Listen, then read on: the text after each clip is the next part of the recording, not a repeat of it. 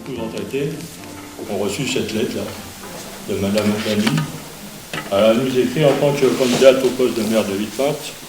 Elle nous dit vouloir bâtir une ville surtout plus attentive et solidaire envers nos aînés. Voilà, c'est un beau discours. Hein. Et, par contre, voici ce qu'indiquent plusieurs organisations syndicales et associations de retraités concernant les orientations politiques que soutiennent M. Bayrou, Mme Pécresse, dirigeant du parti de Mme Adlani. Ils disent le projet de budget 2026, qui n'a pas fini d'être voté, du gouvernement Le Cornu bis, reprend les mesures d'austérité du projet Bayrou, et ce sont les personnes en retraite qui sont les plus visées. Gel des pensions en 2026 et sous-indexation probablement jusqu'en 2030. Le MEDEF appuie le gouvernement par le gel de la retraite complémentaire à Agirc-Arrco. C'est une perte de pouvoir d'achat de 1,4% en 2026. Suppression de l'abattement de 10% pour les impôts, remplacé par un forfait de 2 000 €. D'où l'augmentation aggravée par le gel des barèmes de l'impôt sur le revenu et de la CSG. Des personnes non imposables le deviendront et perdront des prestations sociales. Doublement des franchises médicales, ce qui augmente le reste à charge pour les médicaments. Les actes paramédicaux, les transports sanitaires. Gel de l'ASPA, donc de l'allocation de solidarité aux personnes âgées, le minimum vieillesse des retraités les plus modestes. Recul des services publics, dont les retraités ont particulièrement besoin, des hôpitaux qui subissent encore des suppressions d'effectifs, comme ça vient d'être dit. Ce projet donc, de budget n'est pas encore voté, il peut y avoir des modifications, mais c'est bien le sens des mesures proposées.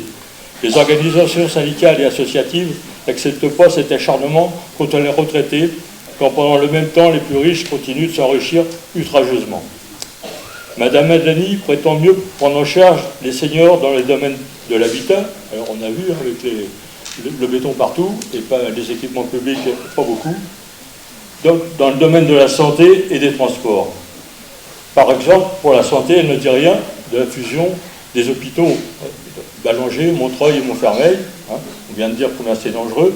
Et par exemple, aujourd'hui, on ne peut plus se faire opérer de la cataracte à Villepinte, il faut aller à Montfermeil. Elle ne dit rien non plus pour mettre en place des centres de santé, alors qu'elle est d'accord pour mettre des centres privés, mais pas des centres de santé publics. Pour les transports, depuis des mois, nous sommes astreints à résidence, puisqu'on ne peut plus prendre le RER B dans la soirée. Et tout ça pour le privé, donc le CDG Express. Et puis alors, on a eu une réunion en mairie avec Mme Adlani sur les transports, sur les bus, et elle était intervenue pour dire que ça allait changer. Et depuis, rien n'a changé. Les bus 642, 45, 39, ils circulent les uns derrière les autres, et après, pendant les plages où il y a moins de fréquence, c'est-à-dire une demi-heure, eh bien, il n'y a plus de bus. Il n'y a toujours pas d'Awebus aux gares de Villepinte et de Vergalan, et les tarifs vont continuer d'augmenter, et en plus, Mme Pécresse prévoit de privatiser toutes les lignes.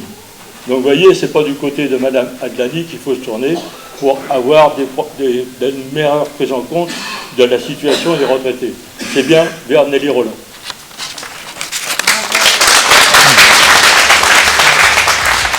Merci, David.